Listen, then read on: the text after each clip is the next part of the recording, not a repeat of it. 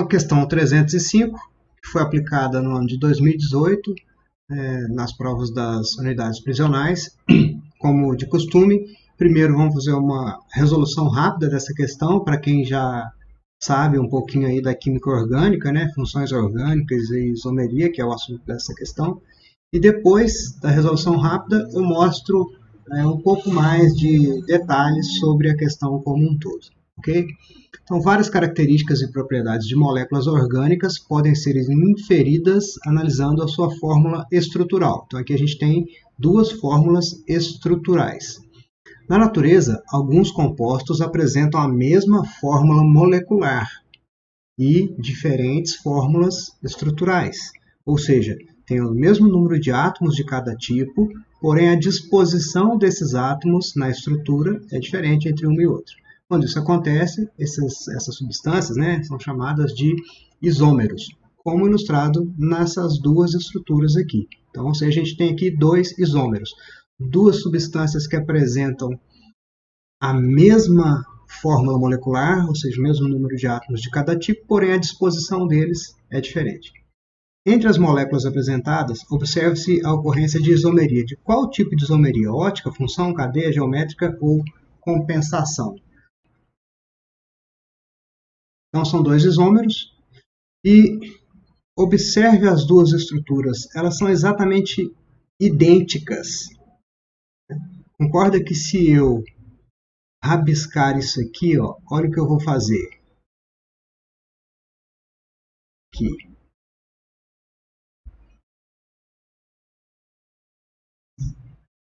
Rabisquei.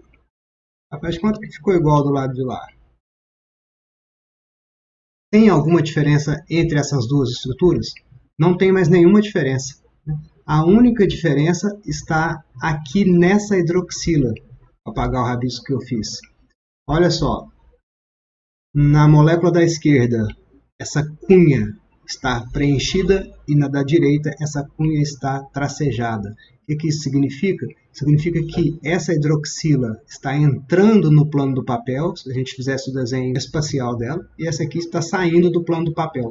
Então, em outras palavras, essa hidroxila aqui está para frente, está vindo aqui para frente, enquanto a outra hidroxila ali, da direita, está indo para trás em relação ao plano do papel. Tá? Isso é exemplo clássico de isomeria ótica.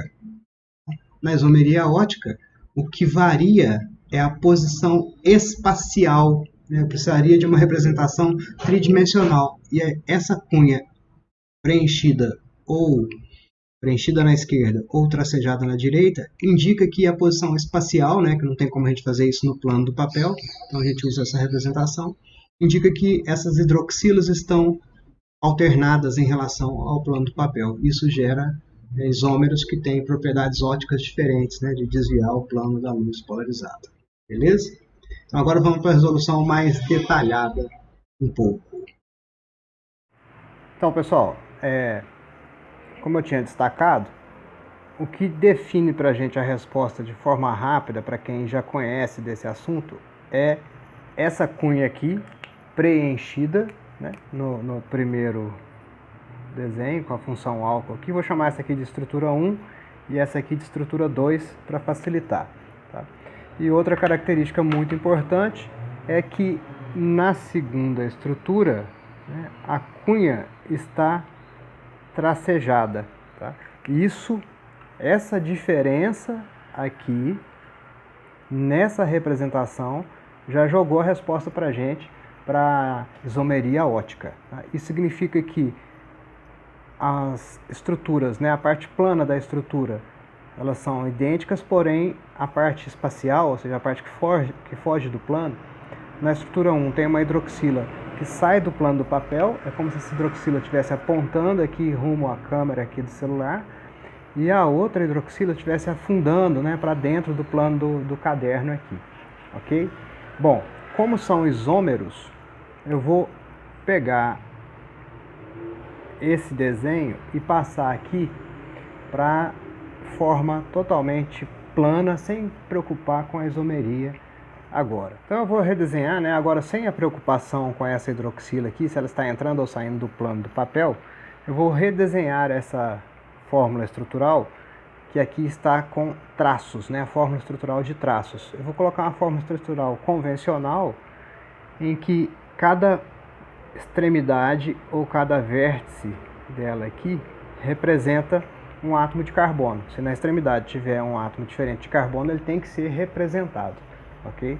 Então, isso aqui é a mesma coisa aqui, carbono ligado a carbono ligado a carbono. A gente tem esses 3 átomos de carbono, um aqui, outro aqui e mais um aqui, certo? Além disso, a gente tem... Desculpa, eu fiz errado. Não, tá certo, tá certo. Além disso, a gente tem nesse carbono de baixo uma hidroxila. Nesse carbono de cima, a gente tem uma ligação dupla com oxigênio e uma ligação simples com hidroxila, certo? Beleza. Agora tem um problema. A gente tem que relembrar sempre que o hidrogênio faz uma ligação, o oxigênio faz 2, nitrogênio faz 3, carbono sempre faz 4 ligações. Quando a gente representa com essa fórmula de traços aqui, a gente pode omitir os hidrogênios, tá? Então, por exemplo, esse carbono aqui só tem uma ligação, não é que está errado, é que estão faltando os hidrogênios que completam as 4 ligações dele, tá? Então aqui tem uma ligação, faltam 3 ligações, que são 3 hidrogênios. Esse carbono da direita tem uma dupla, uma simples, outra simples. 1, 2, 3, 4 ligações, está completo. E esse carbono aqui do meio, ele está com 3 ligações, então falta um hidrogênio, tá? Esses hidrogênios, nessa fórmula de traços, não precisam ser representados, tá? Então aqui está a representação, ok? Sobre funções orgânicas, eu vou aproveitar aqui. COOH. Isso aqui é um grupo funcional chamado de carboxila. É o nome do grupo funcional, tá? Carboxila. A hidroxila é o grupo OH. Existe um outro grupo funcional, COO, que é a carbonila. Se a carbonila, olha aqui, ó, COO carbonila. COO, isso aqui é uma carbonila. Se a carbonila estiver junto com uma hidroxila, OH, carbonila mais hidroxila, carboxila. Tá? Então a carboxila é uma hidroxila com carbonila juntos. Tá? Essa carboxila define uma função orgânica chamada de ácido carboxílico. Tá? Quando tem a carboxila, é ácido carboxílico. E quando tem a hidroxila ligada a uma cadeia carbônica, isso aqui representa a função álcool. Tá? Lembrando que o álcool comum, o etanol, é um tipo de álcool. Existe o metanol, existe propanol, existe pentanol, butanol, existem infinidades de álcoois. Então eu redesenhei a estrutura aqui embaixo, só para ir ficando mais limpo. Vamos observar mais algumas coisas aqui. Então isso aqui representa a função ácido carboxílico, isso aqui representa a função álcool. Eu condensei os hidrogênios, né? Antes eu tinha colocado eles abertos, agora eu coloquei condensados. E a gente tem aqui a cadeia carbônica. A cadeia carbônica é a cadeia formada por átomos de carbono. Essa cadeia carbônica só tem ligações simples. Quando uma cadeia só tem ligações simples, ela é chamada de cadeia carbônica saturada. Tá? Cadeia carbônica saturada. Se entre carbonos existissem ligações duplas ou triplas, seria uma cadeia insaturada. Tá? Além disso, a cadeia é aberta, ela não fecha um ciclo. Então, é uma cadeia saturada, é uma cadeia aberta, saturada homogênea porque entre átomos de carbono só existem átomos de carbono. Tem átomos diferentes de carbono? Tem. Por exemplo, o oxigênio. Mas ele está entre átomos de carbono? Olha esse O aqui. Ele está entre um carbono e um hidrogênio. Então não é um heteroátomo. Ou seja, ele não está dentro da cadeia. Assim como esse oxigênio. Ele está entre dois átomos de carbono? Não, ele está ligado a apenas um deles. Esse oxigênio está ligado a apenas um carbono e um hidrogênio. Se ele não está entre dois átomos de carbono, como por exemplo, se fosse assim, ó, isso aqui é um heteroátomo. Tá? Esses oxigênios aqui não são heteroátomos. Okay? Então a cadeia é saturada porque só tem ligações simples, é aberta porque não forma ciclo e é homogênea. Ok? Isso vai ajudar também na resolução da questão depois. Mais um assunto que está indiretamente envolvido com essa questão, que é a hibridação ou hibridização do carbono. Tá? Eu não vou falar exatamente sobre isso, você vai procurar um vídeo, vou ver se eu consigo colocar um link para vocês aí, com um vídeo sobre hibridação do carbono. Mas, de maneira muito resumida, a gente pode dizer que existem 3 hibridações para o carbono. Tá? Eu vou colocar só os nomes delas aqui, sp3, sp2 e sp. Tá? Se você estudou diagrama de Linus Pauling, 1s2, 2s2, 2p3, 3s2, 3p3, 4d10, etc., tem a ver com isso. Tá? O carbono sp3 é o carbono que contém as 4 ligações simples. O carbono sp2, ele é formado por 2 ligações simples e uma ligação dupla. E o carbono sp3 é formado por 2 ligações duplas ou uma ligação simples e uma ligação tripla. Tá? Pela forma que eu fiz aqui, né, se tiver um ligante nesse carbono e um ligante nesse carbono, como por exemplo o próprio CO2, ou se tiver um ligante nesse carbono e um ligante nesse carbono, como o ácido cianídrico aqui, né, as moléculas, vejam só, elas estão assim sempre alinhadas, né? Ou seja, nesse caso o sp, a geometria é linear.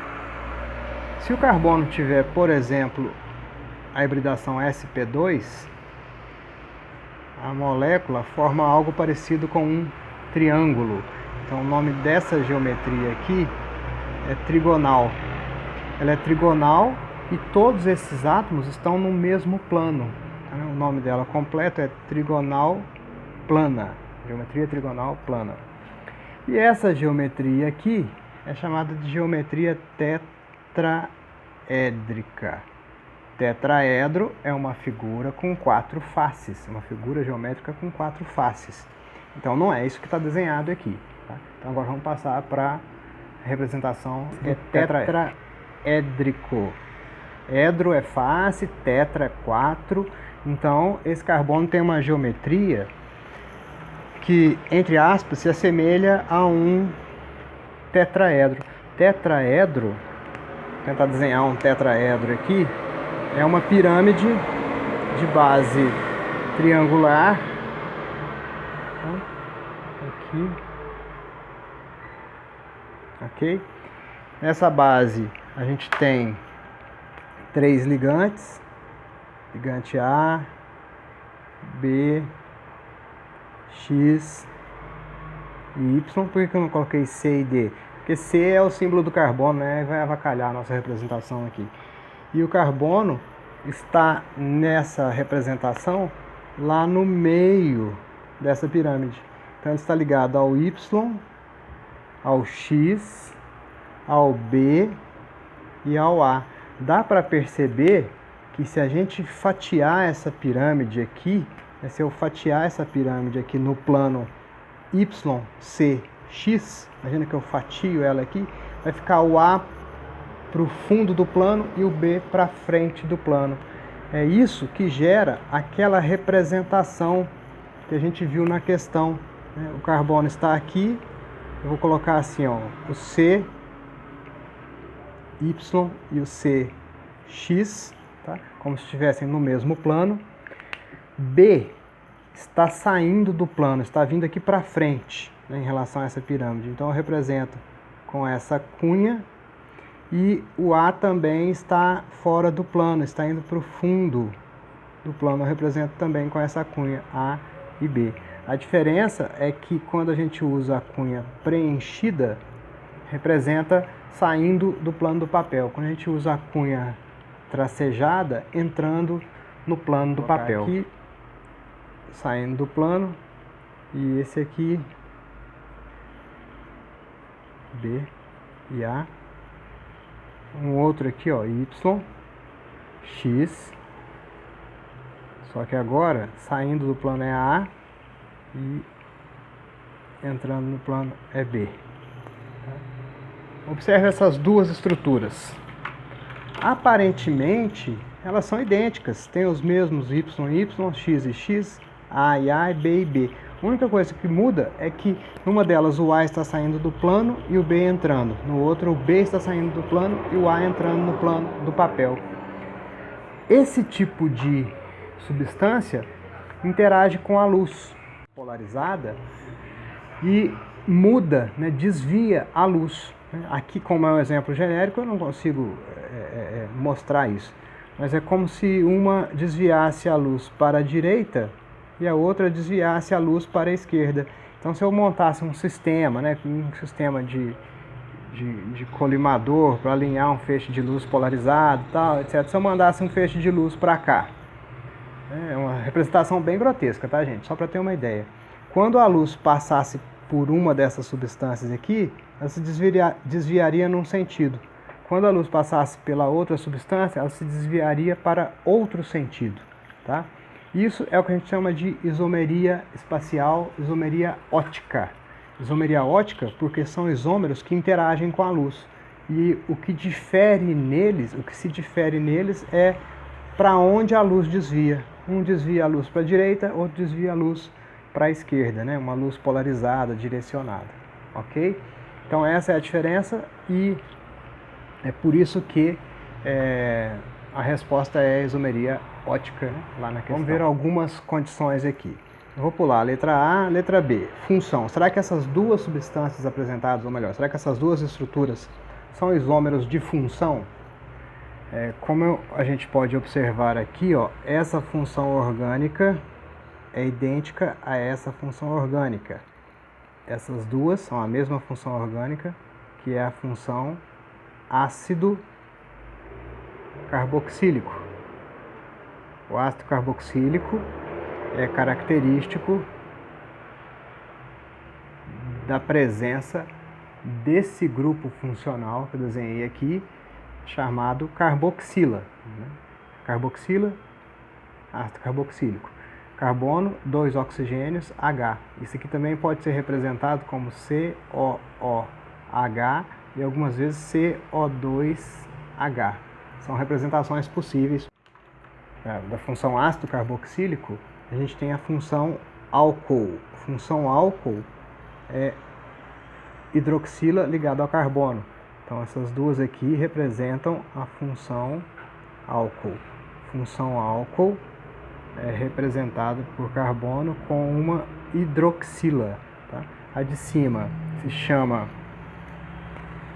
carboxila, o grupo funcional se chama carboxila e o grupo funcional se chama hidroxila, tá? COH, ok? Então as funções orgânicas presentes em ambos são ácido carboxílico e álcool. Então é isomeria de função? Falso, não é. É isomeria de cadeia?